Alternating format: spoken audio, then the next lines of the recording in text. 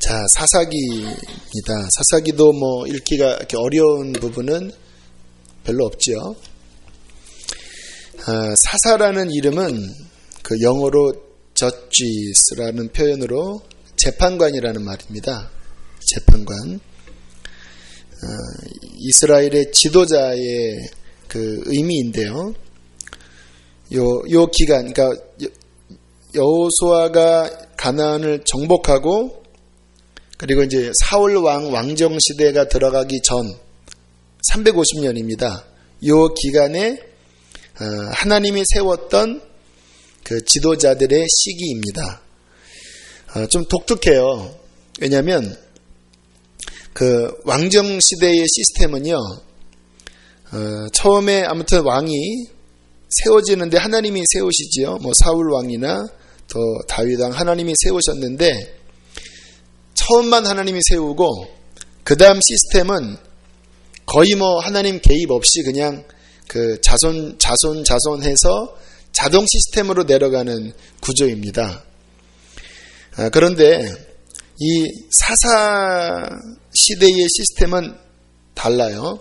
하나님이 왕이십니다. 눈에 보이지 않지만 그분이 이스라엘을 통치하시는 거고 그때그때 하나님의 성령에 감동된 지도자를 하나님이 직접 세우셔서 그 시대를 통치하게 하신 시스템입니다. 가만히 성경을 보면 하나님이 이 사사시대의 시스템을 좋아하실 것 같아요? 아니면 왕정시대의 시스템을 좋아하실 것 같아요? 사사시대를 더 좋아하셔요.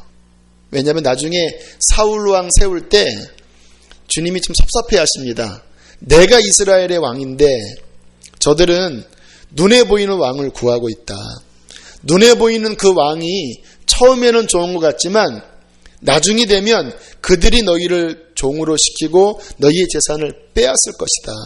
그러나 하나님이 그 시대적인 것들을 인정하시면서 어차피 이제 뭐 예수님이 왕이시니까 왕정 시대를 허락하시지만 주님의 본심은 하나님이 왕이시고 그분의 주권으로 사사를 세우는 이 시대를 더 선호하셨던 것 같아요. 이 주님의 마음입니다. 결론은 뭐냐면요. 하나님은 하나님만 의지하기를 원하십니다.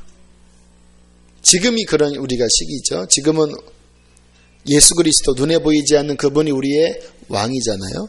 우리가 그분의 종이고 또 자녀고 눈에 보이지 않지만 그 예수 그리스도를 왕으로 삼고 하나님만 의지하며 사는 어떻게 보면 지금이 사사시대인 것 같아요. 우리에게 기름 부으시고 주님이 선호하는 시스템이 사사시대이긴 했지만 안타깝게 사사시대에는 이스라엘이 하나님을 잊어버립니다. 영적인 암흑기라고 그래요. 저는 이제 사사기들을 보면서 좀 충격적입니다. 왜냐하면 제가 말씀드렸잖아요. 여호수아는요 구약 가운데 그 전무후무할 정도로 이스라엘 백성들의 영적 수준이 거의 완벽합니다. 뭐 중간에 의도치 않게 약간의 실수는 있었고 또 후반부에 갈수록 영적으로 약해지는 느낌은 있지만 처음부터 끝까지 굉장히 견고하게 탄탄하게 서 있었거든요. 근데 얼마 지나지 않았습니다. 여호수아 죽고 여호수아 시대의 장로들이 죽고 난 다음에 나타나는 이 사사시대는 가장 암흑기, 가장 충만했다가 가장 암흑기로 떨어져요. 굉장히 충격적인 이 대조입니다. 비교를 해보면요. 여호수아는 믿음, 순종이고요. 사사기는 불신, 불순종이고요. 여호수아는 승리, 전진이고요. 사사기는 패배, 퇴보고요. 여호수아는 기쁨이고 사사기는 슬픔이고 여호수아는 땅을 차지하고 사사기는 종살이하고 완전히 뒤집어 버려지는 이 일. 꼭 롤러코스터 타보셨습니까?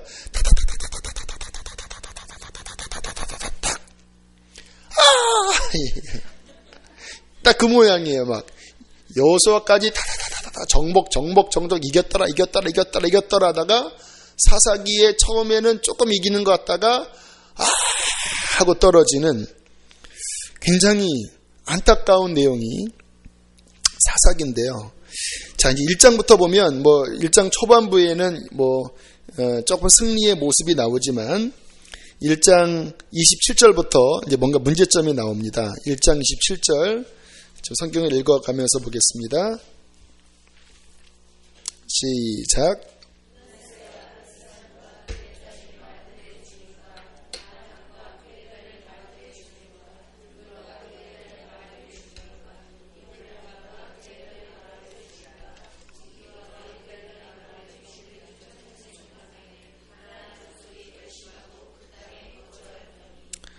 아멘. 쫓아내야 돼요? 안 해야 돼요?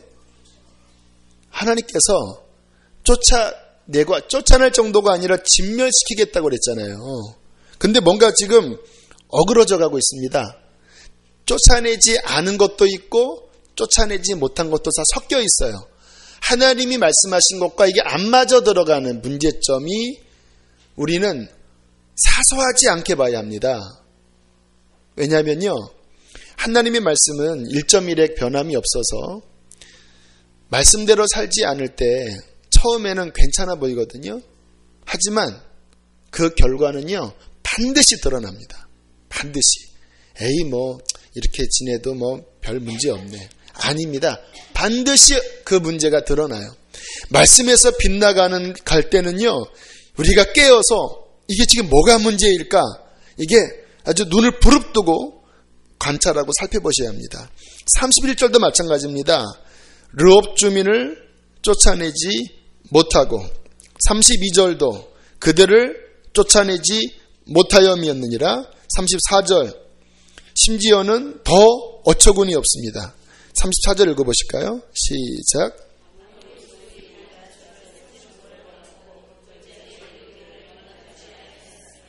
네, 이게 이제 전세가 역전됐습니다. 오히려 이건 쫓아내지 않는 정도가 아니라 아모리 족속이 승리를 주겠다고 약속하셨던 그 백성을 산지로 몰아놓고 골짜기에서 못 내려오게 만들어 버리는 거예요. 충격적인 현실입니다. 주님께서 그리스도인에게 엄청난 복음의 능력을 주시고 우리로 말미암아 세계복음화를 이루겠다고 말씀하셨는데 세계복음화는커녕 자기 신앙 하나 지키지 못하는 이 어처구니 없는 현실, 이런 지금 일들이 벌어지고 있는 것입니다. 2장에 그 이유를 주님께서 말씀하십니다. 점점 이렇게 이스라엘이 밑으로 미끄러질 때 한 선지자가 길갈로부터 복임이라는 곳에 올라와서 1절에 이렇게 왜 이들이 실패하는지에 대한 이유를 이제 선언합니다. 2장 1절 읽겠습니다. 시작.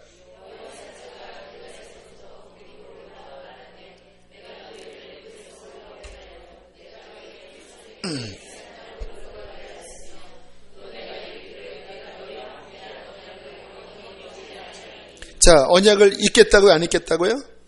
하나님이 어기겠다고 안 어기겠다고요? 절대 안 어기겠다. 그렇지만 언약은 쌍방간이잖아요. 내가 그 땅의 족속들을 분명히 다 진멸시키겠다라고 한 언약, 나는 분명히 지키려고 한다. 그러나 거기에는 조건형이 들어간다는 거예요.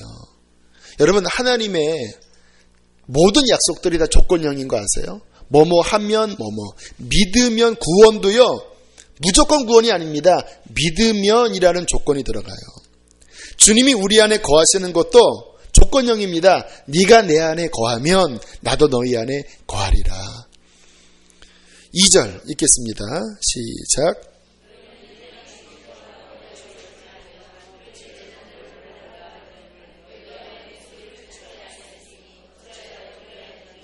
네, 왜 그랬느냐? 나는 영원히 너희가 가나안에 들어가서 승리하는 그 언약을 나는 어기지 않고 싶다. 그런데 내가 말하지 않았느냐? 그 땅에 들어가서 주민과 언약 맺지 말고 제단을 헐라하였거늘 왜 나의 말에 청종치 아니하였느냐? 왜 그런지 아세요? 그게 편하니까. 그들과 막 싸우고 막 지지고 볶고 하는 게 귀찮은 거예요. 그러니까 말씀 순종할 때는요, 대가가 들어갑니다. 대가 지불이.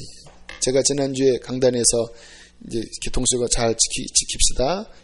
하지 맙시다 하는데, 불편한 거예요. 그래서 돌아서. 비보가 여기 좀 불편하거든요. 막 차가 오는데, 돌아서 저 아파트에서 또 보고, 돌아서 이렇게, 돌아, 이렇게. 느낍니다. 진짜, 말한 대로 사는 것 쉽지 않고, 내가 이렇게 휙 하면 편한데, 말씀대로 순종할 때는 거기에 대가 지불이 필요해요.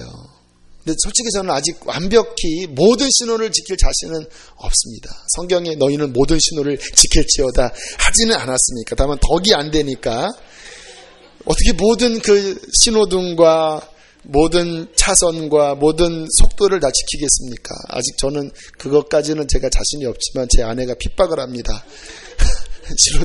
신호등에 대한. 아무튼 여기는 제가 이를 갈고 지금 지키려고 하는데, 말씀대로 사는 게 대가 지불이 들어가요. 그게 귀찮은 겁니다. 그래서 적당히 타협하는 것입니다. 그랬더니 주님이 뭐라고 말씀하십니까? 3절입니다. 시작.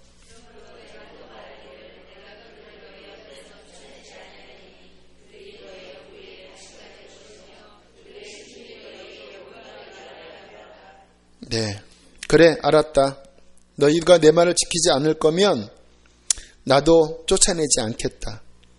너희가 남겨둔 그 족속들이 언젠가는 너희 옆구리에 가시가 될 것이다. 그랬더니 이스라엘 백성들이 4절에 어떻게 했다고요? 4절.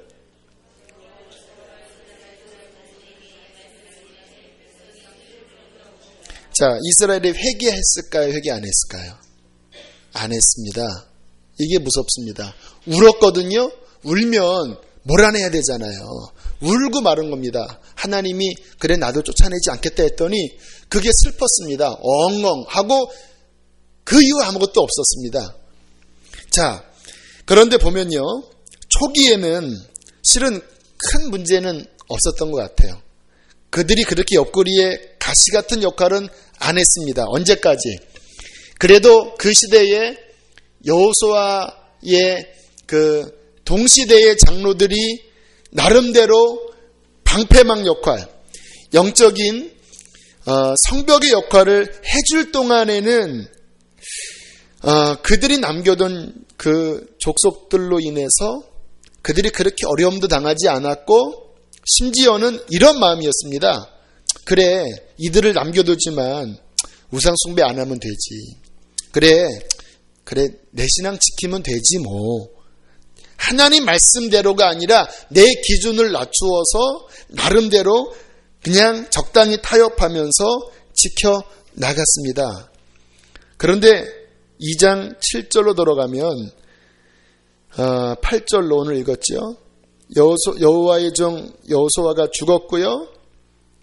10절 그 세대의 사람도 다 조상들에게 돌아갔고, 그 후에 일어난 다른 세대는 여호와를 알지 못하고 여호와께서 이스라엘을 위하여 행하신 일도 알지 못하는 그 시대가 되었을 때 11절 12절이 발생됩니다.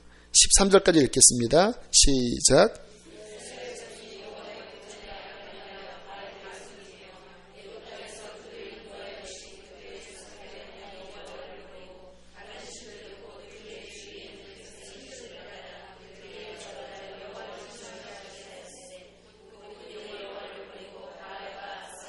십사 절도요.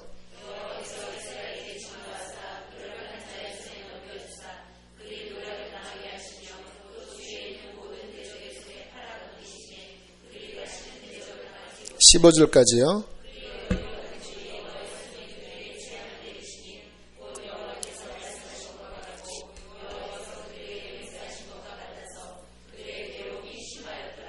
네, 그 엄청난 대가를 다음 세대가 고스란히 받았습니다. 여호수아와 장로들이 있을 때 조금 타협한 것이었거든요. 주님께서 굉장히 진노하셨고 근심하셨습니다. 근데 괜찮았습니다. 근데 그 세대가 딱 가자마자 정말로 그 다음 세대들은 하나님을 잊어버리니까 그 남겨둔 족속들의 그 문화, 그들의 종교, 이거를 이길 방법이 없는 거예요. 그러니까 금방 통혼해버리고 바알과 아스다롯을 섬기니까 하나님의 진노가 그 다음 세대부터 강력하게 임하고 그들의 신앙은 급격히 떨어지면서 이스라엘은 영적인 암흑기에 빠져들고 마는 것입니다. 저는 제가 가장 신경 쓰는 부분이 실은 이 부분입니다. 지금 이렇게 말씀드리는 게 이것도 조심스러워요. 그냥 사실 그대로 이야기하면 저의 영적 상태가 나쁘지 않아요. 제 안에 하나님의 기쁨이 있고 주님과의 관계가 아무튼 근래에 들어서 굉장히 좋은 관계가 오래 지속되고 있습니다. 우리 교회 영적 분위기도 괜찮은 것 같아요. 성령의 임재가 교회 안에 있고 많은 분들이 교회에 와서 회복되고 있고요. 교회는 계속 부흥하고 있습니다. 지난주 젊은이 교회 전도 축제에 젊은이들이 찾아와서 5명 등록했는데 어떤 자매는요, 그 휴지를, 그 파란색 휴지 있잖아요. 이 동네 분들은 거의 받아본 그 휴지, 유명한 휴지입니다.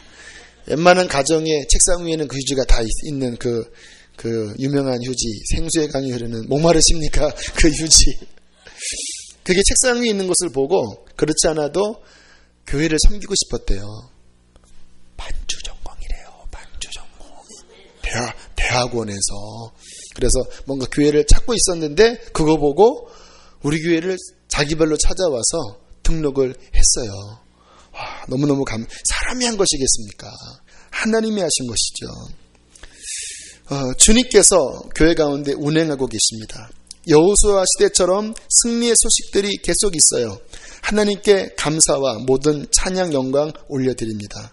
그러나 제가 걱정하고 조심스러운 것은 미끄러질 수 있다는 거예요. 많은 교회가 그랬습니다. 한 시대에 그 시대를 축복하며 쓰임받았던 많은 교회들이 하다가 그 불이 다 꺼져버리고 지금 시험의 소용돌이 속에 들어가는 교회들이 꽤 많습니다. 과장 못해서 매일 그 소식이 들려오는 것 같아요. 한국교회 전체적으로 그러한 기운, 이 사사시대의 기운이 이미 그 깊은 곳으로 이렇게 시작된 정도가 아니고 시작된 거는 90년대부터 시작됐고요. 이미 이제 깊은 곳으로 이미 들어간 그러한 상황이에요. 정말 말씀대로 순종하지 않으면요, 사사시대가 우리에게 옵니다. 섰다 하는 자는 넘어질까 조심하라고 했습니다. 교회도 그렇고 개인의 신앙도 그렇고. 저는 이게 두려워요. 하나님의 은혜는 자동적이지 않습니다. 쌍방간의 언약입니다. 나를 사랑하는 자가 나의 사랑을 입으며 나를 간절히 찾는 자가 나를 만나리라 말씀하셨습니다.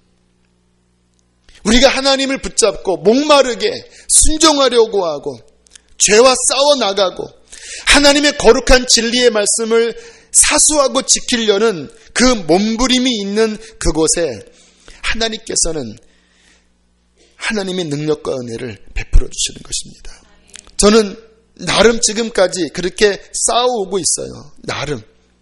혹시 이게 우리 교회에 누가 되지 않을까? 지금 내가 혹시 이렇게 사는 게 혹시 예배 가운데 방해가 되지 않을까? 마치 그 어머니가 그 신생아 젖줄 때 음식 조절하는 것처럼 아무튼 조심조심 하려고, 물론 100%는 저는 그렇게는 아직은 못 살아요. 하지만 조심조심, 혹시 하나님 이렇게 하면 뭔가 주님과 나 사이에 먹구름이 들지 않을까, 그러한 생각을 가지고 조심조심 살아가려고 몸부림 치고 있습니다.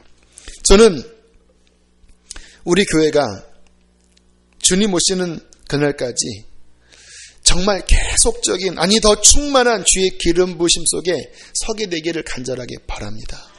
근데 제가 알아요. 자동적으로 안 돼요. 그러한 대가집을 있어야 합니다. 말씀 앞에 철저하게 우리 자신을 점검하는 것. 이 사사기에 이 문제는요, 그 여호수아 시대 때 가졌던 두 가지 문제인데, 하나는 말씀대로 순종하지 않았던 것과 또 하나는 그 자녀 때의 신앙을 전수하지 못하고 영적인 대가 끊어져 버렸다는 데 문제가 있거든요. 그래서 제 마음 안에 이 지금 수요일 날 계속적으로 이 성경을 이렇게 한 권씩 풀어드리면서 이것을 인터넷에 올리고 좀 자료들을 더 세밀하게 준비해서 우리 교회 안에 이 진리 체계를 견고하게 세우려고 합니다. 성도는 1년에 한 번 통독, 집사는 2번 통독, 권사 이상은 3번 통독. 할렐루야. 이 진리 체계가 돌아가야 돼, 우리 안에. 왜냐면 제가 이렇게 제자 훈련하면서 이제 그 전에요. 이렇게 중직자들에게 물어봤습니다. 성경 몇 번 읽어보셨습니까? 깜짝 놀랐습니다. 한 번도 제대로 안 읽어본 분이 너무 많은 거예요. 정말 1년에 한 번도 제대로 읽지 않고, 그러니까 이 사고 구조가 그 사사기 시대의 맨 마지막 절이 뭔지 아시죠? 그때 사람이 각기 자기 소견에 옳은 대로 행하였더라. 지 맘대로거든요. 내가 복음입니다. 그리고 그 인간의 그 가치 체계에 딱 견고하게 이렇게 사로잡혀서 하나님도 두려워하지 않고, 어떤 분이 그랬대요. 그 교회에서 이제 그 목사님을 쫓으려고 하니까 그 박 목사님이 기도하다가 그 사실을 알고 쫓아가서 그 교회 평신도 지도자에게 이야기했대요. 당신 그러면은 지옥 갑니다 그랬다 하는 말이, 나 지옥 가도 괜찮소 그러더래요. 대담합니다. 진짜 간이 배 밖에 나와 있어요. 진리를 모르고 하나님의 이 진리의 가치체계에 의해 서지 않고, 그리고 인간적인 생각에 굳어진 그 사람이 엄청난 위험을 초래할 수 있습니다. 말씀을 알면요, 하나님이 무섭습니다. 제가 알고 계신 거 제가 여러 번 말씀했죠. 그 할머니는 기도해서 그 글씨를 읽기 시작했고, 원래 못 읽는 분인데 1년에 5번씩 읽으면서 할머니가 하시는 말씀이, 하나님 두려워. 하나님 두려운 줄 알아요. 지난주에 제가 아는 권사님에게 이제 전화를 하는데, 그 권사님이 그러시더라고요. 본인이 그분은 이제 평신도 사역을 하시는 분이십니다. 신방 다니시면서 많은 이제 기적도 나타나는 분이신데, 본인이 하는 것은 각 가정마다 가면 꼭 시키는 게 노트를 하나 사게 하고 성경을 읽기를 시키는데, 어린 아이건 어른이건 매일 5장을 읽고 체크하고 매주마다 신방 가서 점검을 한대요. 만약에 한 장 안 읽으면 벌금형이 100장이 늘어나는 거래요. 그러니까 이게 너무 이제 힘드니까 아무튼 기를 쓰고 하루에 5장씩 읽기 시작하는데, 그렇게 본인이 성경을 읽으면서 그 문제 해결을 위해서 갔다가 그냥 개인이 성경 읽는 이 훈련을 통해서 스스로 문제가 다 풀어져 버린대요. 말씀은 능력입니다. 말씀은 등불이에요. 저한테 하시는 말씀이, 이걸 해보니까 하나님이 말씀 읽는 것을 그렇게 좋아하시더라. 이제 뭐 어떤 교회는 큐티하는 교회도 있고 우리도 큐티를 하려고 그래요. 하지만 제가 선호하는 거는 말씀을 하루에 5장 읽고 그 가운데 주님이 주신 레마의 말씀을 붙잡고, 그리고 큐티하는 게 저는 더 나은 것 같아요. 왜냐하면 이 본문 자체가 좀 이렇게 훈련이 많이 안 되면, 어떤 본문은 막 그 어려운 본문만 계속되면 거기서 또 못하는 분들도 있더라고요. 그래서 저는 아무튼 3장 5장 읽고 그 안에서 주신 레마의 말씀 붙잡고 이제 하루 종일 큐티하는 형태를 일단 교회 시스템으로 두려고 그러고요. 또 지난주에 설교 들으면서 또 같은 말씀을 들었습니다. 이찬수 목사님이 그러시더라고요. 말레이시아, 거기는 이슬람 국가거든요. 거기 그 학구열이 높은 그 엘리트 부모들은요, 자녀들에게 이슬람 코란 과외를 시킨대요. 코란 과외를. 그 지도자들, 그 엘리트 가정에 일주일에 몇 시간씩 코란, 그 이슬람 종교 지도자들을 과외 삼아서 코란을 과외시킨대요. 혹시 성경 과외시키신 분, 여기 자녀들, 제가 시간당 5만 원을 해드리겠습니다. 네, 그러면 사실 말씀이, 이거는 게임이 안 될 거라고. 지금 이슬람과 기독교가 그 접경 지역에서 그 영적인 전쟁이 벌어지고 있습니다. 근데 기독교가 밀리고 있습니다. 이슬람권이 아주 강력하게 퍼지고 있는, 이게 이 교회 안에 어떤 그러한 진리의 시스템이 잡혀지지 않으면 사사기에 암흑 시기가 오는 거예요.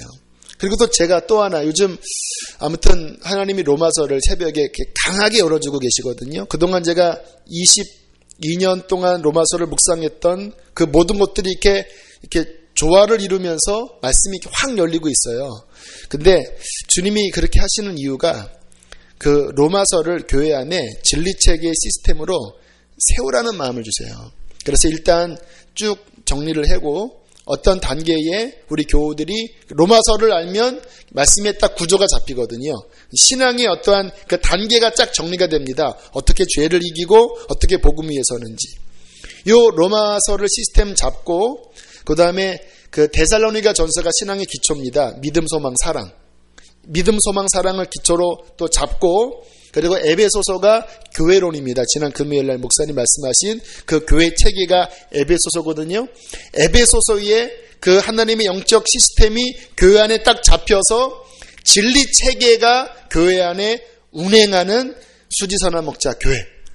할렐루야. 주님이 그 꿈을 가지고 기도하고 있습니다. 주님, 우리 수지선한 목자 교회 안에 진리 체계가 서게 해 주십시오.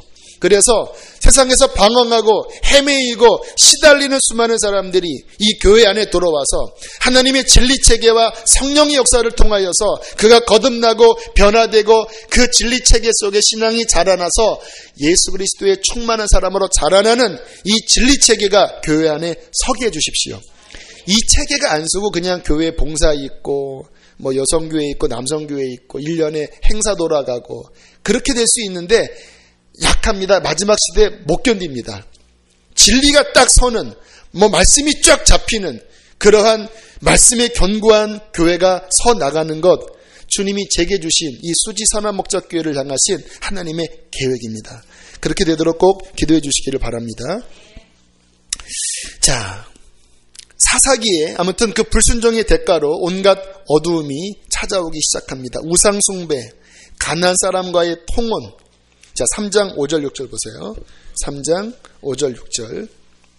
하나님이 하지 말라고 하는 짓을 하기 시작합니다. 시작.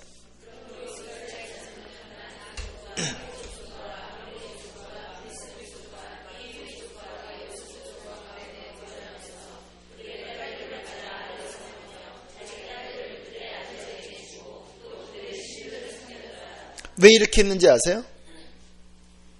이게 편하니까.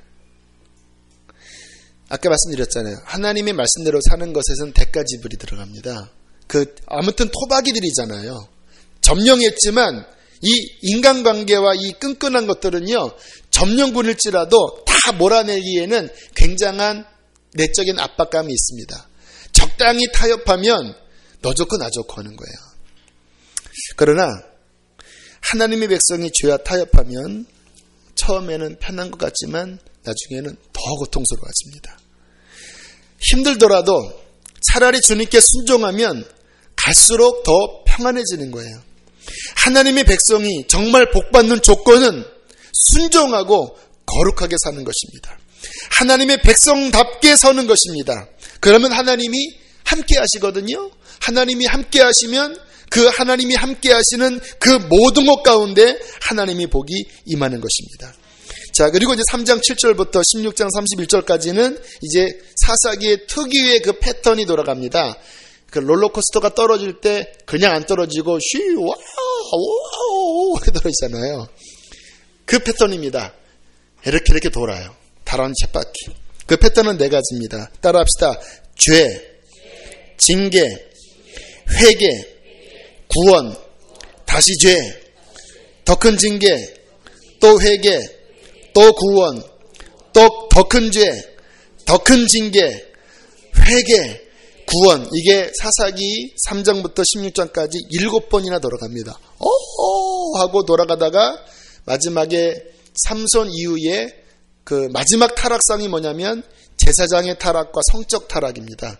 그 제사장이 결혼하지 말라고 하는 그 음녀와 서로 결혼하고 그 음녀가 타락하니까 다시 데리러 갔다가 베냐민 어느 기브아라는 지역에 이뤘을 때 동네 사람이 그 남자 내놔라 그러잖아요. 그 남자와 상관하리라는 말이 그 무슨 뜻인지 아십니까? 섹스하리라 이 말입니다. 동성연애 하겠다라는 말이에요.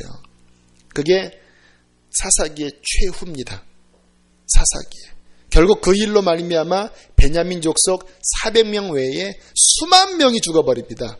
다 그 400명 외에 다 죽인 다음에 이스라엘이 땅을 치고 옵니다. 우리 형제의 한 지파가 하나님 결단났습니다 하면서 울어요. 그 죄의 대가로 한 지파가 거의 망할 뻔한 그 위기까지 떨어집니다. 자, 이 죄의 반복 패턴에 대한 것들을 좀 살피면요. 자, 먼저 죄를 지으면 하나님은 그 백성을 사랑하시기 때문에 징계하십니다. 그 징계는 사랑의 증거입니다, 실은. 징계, 안 받는 경우가 육신은 편하지만 버림받은 거예요. 성경 가만히 보세요, 여러분. 하나님의 선택받은 또 축복권을 받은 사람들, 특별히 야곱 같은 경우도 보면요. 야곱과 에서 가운데 육신적으로 누가 더 편하게 살았는지 아세요? 에서가 훨씬 편하게 살았고 재정적으로도 어려움 없었습니다. 막 에서가 땅을 치면서 나는 그러면 거렁뱅입니까? 막 외칠 때 가만히 보면 거렁뱅이 아니고 잘 살았어요. 그리고 그가 에돔 그 지역에 가서 왕권을 형성할 때 오히려 야곱으로 말미암아 세워지는 그 이스라엘의 건국보다 에돔 족속의 그 나라의 어떠한 성장세가 훨씬 빨랐습니다.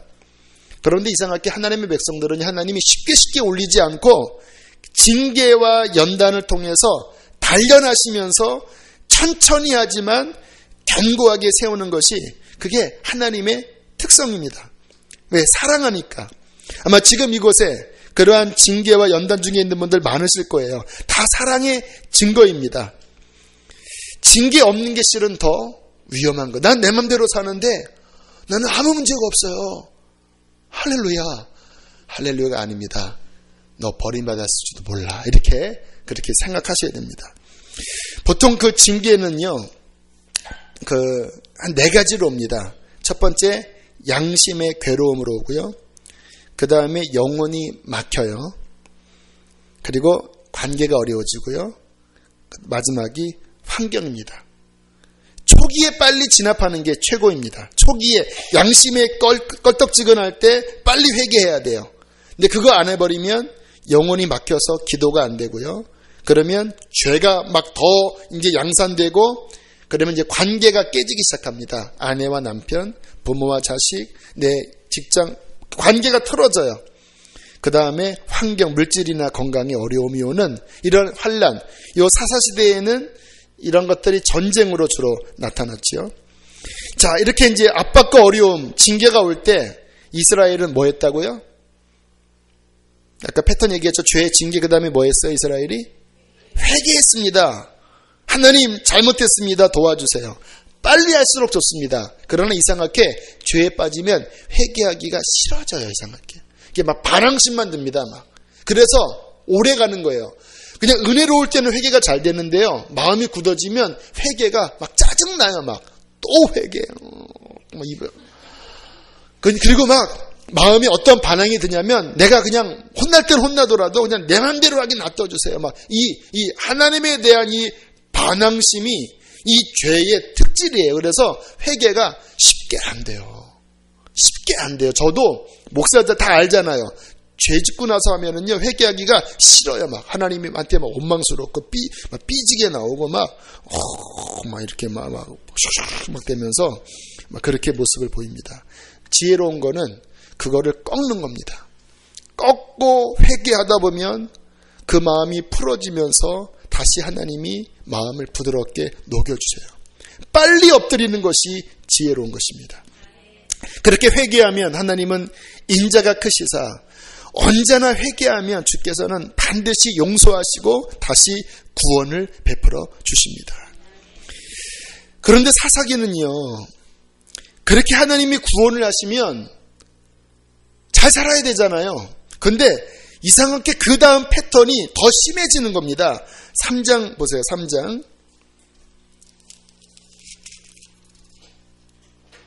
2장이네요. 2장. 2장 19절 읽겠습니다. 2장 19절. 2장 19절 읽습니다. 시작.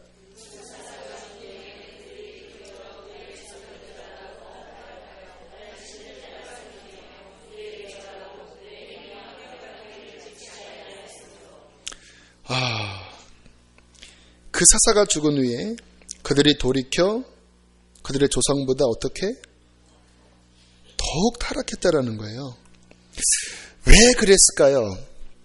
이 패턴이 물론 모든 그리스도인에게 다 있습니다. 저도 이 패턴이 실은 지금까지 있고 앞으로도 있을 거예요. 제가 뭐 성인군자라고 나는 완전합니까? 이야기하겠습니까? 근데 저는 감사한 건 뭐냐면 이 패턴이 점점 위로 올라가는 패턴이었습니다. 물론 당연하겠죠. 지금 우리에게는 십자가가 있고 그리스도의 복음이 있고 성령이 계시니까. 그전에는 더 많았지만 점점 끊어져서 지금은 이 패턴이 훨씬 더 간격도 길어지고 그리고 더 죄도 약화되어지고 더 거룩함으로 나가게 하신 하나님 앞에 영광을 돌립니다. 또 그래야 돼요. 여러분들도 그러셔야 합니다. 예전에 10개 죄를 저질렀다면 지금은 8개로 줄어들으셔야 돼요. 이게 이제 건강한 그리스도인의 성장 패턴인데 문제는 이 사사기의 패턴은 죄가 점점 심하게 빠지는 쪽으로 갔다라는 것입니다. 그래서 징계가 더 심해지고 있어요. 왜 그랬을까요? 이유는요, 정말 죄를 회개한 것은 아니었기 때문에 그래요. 힘드니까 거기로부터 모면하고 싶었던 것입니다. 힘드니까 모면하고 싶은 마음으로 회개해도 하나님은 받으실까요? 하나님은 받으시는 것 같아요. 왜? 그거 다 따지고 하면 구원받을 자가 없기 때문에 그냥 순종하는 척 하더라도 그렇게 회개하면 하나님은 얼마나 사랑이 많으신지 그냥 알았다 하시는 분이시더라고요. 하지만 문제는 뭐냐면 그 마음에 여전히 죄를 사랑하는 마음이 남아있어요. 하지만 환난이 크니까 죄를 짓고 살면 더 고통스럽잖아요. 그러니까 요거 잠깐 접어두고 그리고 우상 일단 치워버리고 이 어려운 환경을 모면하려고 주님 잘못했습니다. 도와주세요. 우상도 치우고 그렇게 순종하는 척을 해요.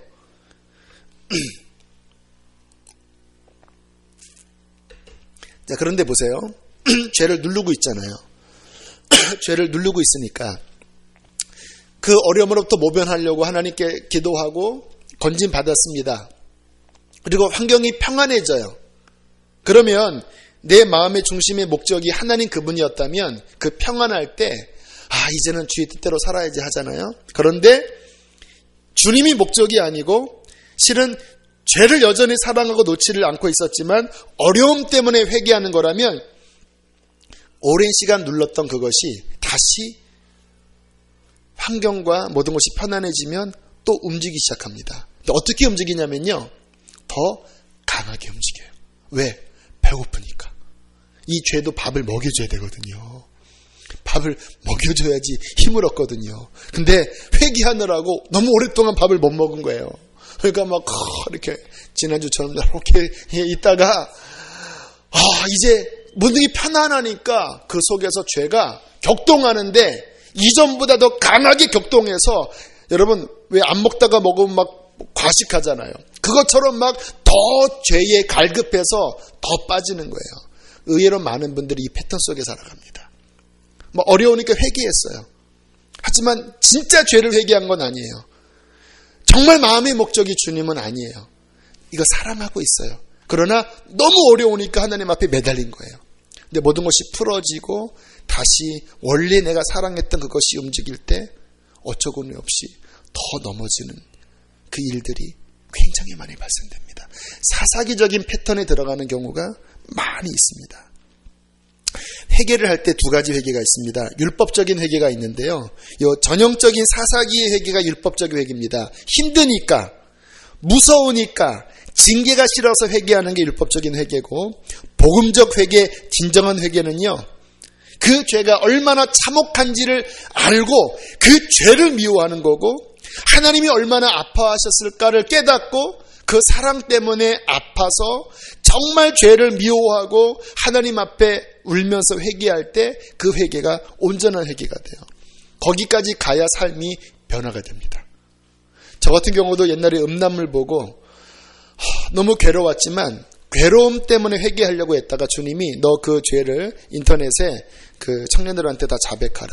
그리고 그거를 다 자백하고 나면서 제 눈에서 나오는 눈물은 진짜 회개 눈물이 나오더라고요.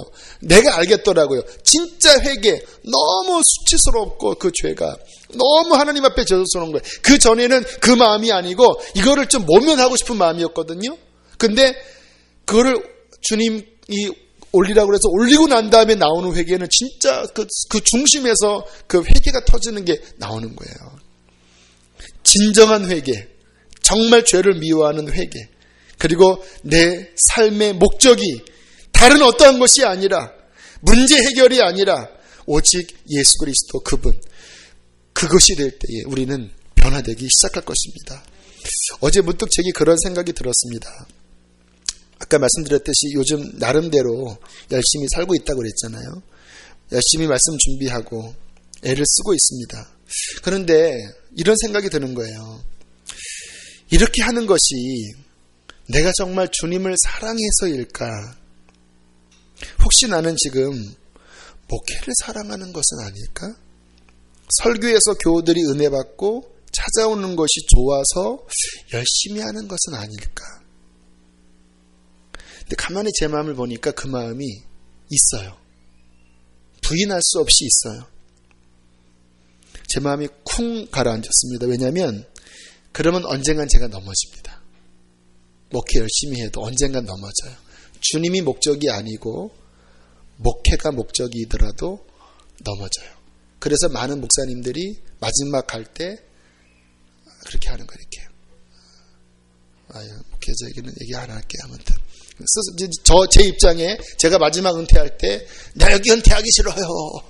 퇴직금만 해주세요.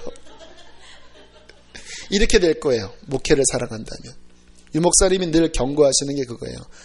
주님이 목적이 아니면 나중에 목회 열심히 한 사람이 오히려 그 교회를 망치더라. 이건 저도 잘 인식하지 못했습니다. 근데 한번 살펴봤습니다. 정말 주님 사랑해서일까? 지금 다시 기도하고 있습니다. 하나님, 제가 주님 사랑해서 설교하게 하시고, 주님 사랑하기 때문에 영혼들을 사랑하게 하시고, 주님 사랑하기 때문에 이 일을 하게 해주십시오. 여러분은 어떠시나요? 왜 기도하시나요? 왜 하나님께 매달리시나요? 문제 해결이 목적이 아니신가요? 문제 해결이 목적이면, 성공이 목적이면, 그것이 해결되면요, 사사기처럼 다시 예전으로 돌아가게 될 것입니다. 장담합니다. 다시 돌아갈 거예요. 왜냐하면 사람은요, 그 마음 중심에 뿌리에 있는 그 목적대로 항상 가는 거예요. 내가 화장실 들어갈 때 나오고 나올 때 나오고 그런 말 있잖아요. 그거는요, 화장실 들어갈 때 이렇게 했어도 실은 마음의 그 중심 안에 있는 그게 그 사람을 진짜 움직이는 거, 나머지는 다 합리화할 뿐입니다. 그러므로 우리가 십자가 붙잡고 주님, 내 삶의 오직 목적은 예수 그리스도 당신입니다. 십자가 붙잡고 나를 위해 사는 모든 것을 다 못 박아버리고 내가 사나 죽으나 나의 기쁨, 나의 자랑, 주님 나의 모든 것은 오직 예수 그리스도입니다. 그렇게 주 앞에 마음을 정결케, 더욱더 정결케, 그 중심을 더 정결케 하는 저 여러분 되시기를 축복합니다. 자, 그 사사들을 좀 간단하게 정리하면요. 자, 처음 온니엘이 나오고요. 또 죄에 빠지니까 그 다음에 왼손잡이 에훗이 나오고요. 7번 반복됩니다. 4장 5장에 또 하나님을 저버리니까 20년간 징계받다가 여선지자 드보라가 나오고요. 6장에 가면 또 하나님 등져서 미디안에게 7년간 징계받다가 기드온이 나와서 건져서 40년간 태평성대를 이루고요. 8장부터 10장까지 또 하나님을 버렸을 때 돌라 야일이 구원하고요. 10장 12장에 더 죄가 심해질 때 기생의 자손 입다가 나오고요. 13장부터 16장까지는 또 죄에 빠졌을 때 하나님이 세우신 삼손이 나와서 또 이스라엘을 구원합니다. 총 15명의 사사입니다. 근데 사사들의 특징을 보면요. 그 당시에 강한 지파 유명 인물이 아니라 이상하게 약한 자들을 하나님이 사용하세요. 두 번째 사사인 왼손잡이 에훗은 무슨 뜻인지 아십니까? 장애인이라는 말이에요. 오른손을 못 쓴다는 말입니다. 우리 그냥 우리가 하는 왼손잡이가 아니라 오른손 못 쓰는 왼손잡이라는 거예요. 그 왼손잡이가 칼을 숨기고 왔다가 그 에그론의 왕을 찔러 죽이고 그 시대의 사사로 등극해요. 그 당시에 무시한 대상이 여자잖아요. 근데 드보라는 여성인데 굉장히 강력하게 하나님 앞에 쓰임받아요. 기드온도 하나님이 큰 용사라고 부를 때 뭐라고 대답합니까? 우리는 가장 약한 지파, 가장 그 미약한 가문의 아들인데 내가 왜 큰 용사입니까? 기드온도 유명한 인물이 아니었습니다. 입다 역시 기생의 아들이었어요. 하나같이 하나님이 약한 자들을 쓰세요. 저도 제 자신을 보면요, 제가 제가 중학교 2학년 때 주님이 저한테 너 목사 되라라는 음성을 처음 들려주셨거든요. 그래서 그때 막 며칠 고민하다가 목사 되겠습니다 이렇게 서원을 하고 지금까지 왔는데, 지금 생각해 보니까 은혜였더라고요. 제가 목사가 안 됐으면 해먹을 게 없겠더라고요. 해먹을 게. 공부를 그렇게 썩 잘한 편도 아니었고, 지금도 기억나요. 우리 형님은 이 딱지 먹기, 구슬 먹기 잘했거든요. 대성 싶은 나무는 떡잎부터 알아보잖아. 저는 그 형님의 딱지를 가지고 나가서 하다가 다 잃어버리고 형한테 막 혼났어요. 뭐 장사를 제가 잘 못해요. 속도 좁고 반장 한번 해본 적이 없어요. 여러분, 서울대 학생들한테 나 반장 출신이야 이거는 진짜 제일 웃긴 말이랍니다. 서울대 출신 다 반장 해봤습니다. 또 하나, 신학대학 출신들에게 나 중고등부 회장 출신이야, 진짜 웃긴 말이랍니다. 다 해봤습니다. 저는 중고등부 회장도 안 해봤어요. 실은 고등학교 때 회장 당선은 됐었는데 제가 그거 하기 싫어서 다른 게로 도망간 사람입니다. 그런데 이런 내가 이렇게 영혼들을 섬기고 설교하는 이 자리에 서는 것을 보면요, 아무리 생각해봐도 제가 하는 게 아니에요. 그러니까 약하니까, 부족하니까 하나님이 그냥 세상에 내버려두면 맨날 찔찔찔찔 할까봐 내가 너에게 성령을 줘서 너 그냥 내일이나 해라, 뭐 그러려고 시키셨다는 사실을 근래에 깨닫고, 이야, 그 중학교 2학년 때 그 주님의 부르심 아니었다면 어떻게 할 뻔했나. 너무너무너무 감사한 거예요. 하나님이 약한 자를 쓰시지만 한 가지 조건은 있습니다. 그들에게 성령이 마셨습니다. 그들은요, 약했지만 성령을 전적으로 의지했어요. 그게 특징이었습니다. 제가 다른 건 약한데 하나는 해요. 제가 너무 약하고 뭐 의지할 게 없으니까 어릴 때부터 하나님은 의지했던 것 같아요. 하나님 도와주세요. 하나님 도와주세요. 제가 기도를 나름 열심히 하려고 해요. 제가 중고등부 사역할 때 그때 저랑 있던 아이들이 저를 기억하면 항상 무릎 꿇는 전도사님이었습니다. 항상 무릎 꿇고 있었습니다. 그래서 제 발목을 이렇게 하면 요 발목 있는 데가 이렇게 지금도 툭 튀어나와 있습니다. 막 하도 무릎 꿇고, 지금 제 다리가 너무 얇아졌습니다. 설교 준비하면 제 그 의자도 그냥 안 하고 그냥 무릎 꿇고 듀오백에 앉아 있어요. 그리고 막 기도하고. 왜 기도하는지 아세요? 제 힘으로 안 되기 때문에. 저는 머리도 나쁘고 언변도 없으니까 아무튼 영적으로 기도해서 그 영적인 은혜로 채워서 그걸 쏟아부으려고 하나님께 매달리는 거거든요. 사사들 약했지만 하나님을 의지했습니다. 주님이 약한 자를 들어 쓰기를 원하십니다. 여러분, 지금이 우리 한국교회는 사사시대와 같은 암흑기입니다. 정말 하나님의 불들이 점점 꺼져가고 있습니다. 어떻게 해야 될까? 죄 짓지 말아야 되겠죠. 주의 뜻대로 살아야 되겠죠. 그러나 더 중요한 것이 있습니다. 주님은 이 시대에 저와 여러분이 사사가 되기를 원하십니다. 그래, 이스라엘 백성처럼 타락하지 말아야지. 거기까지 가면 안 돼요. 더 가셔야 됩니다. 주님, 그 시대에 기드온처럼, 입다처럼, 드보라처럼 제가 일어나서 이 시대를 깨우고 밝힐 하나님의 사사가 되게 해주십시오. 제가 약합니다. 부족합니다. 그러나 하나님, 내게 기름 부으셔서, 이미 기름 부으셨사오니 나의 가정 가운데, 이 시대 가운데 하나님 서게 해주십시오. 주님, 제가 여기 있습니다. 주님, 저를 써주십시오. 주님의 증인 되게 해주십시오. 그렇게 할 때 하나님께서는 약한 우리를 통하여 이 시대를 깨울 것입니다. 더 마음을 순전하게 하십시오. 내 마음의 동기를 더 순전하게 해주십시오. 그래야지 하나님께서 우리를 쓰십니다. 연단 받을 때 다른 것보다 주님, 이 연단을 통하여 나의 중심이 정말 문제 해결이 아니라 예수 그리스도 당신만 남게 해주십시오. 그것만 되면 하나님께서는 우리에게 복 주시고 우리를 통하여 놀라운 일을 행하실 것입니다.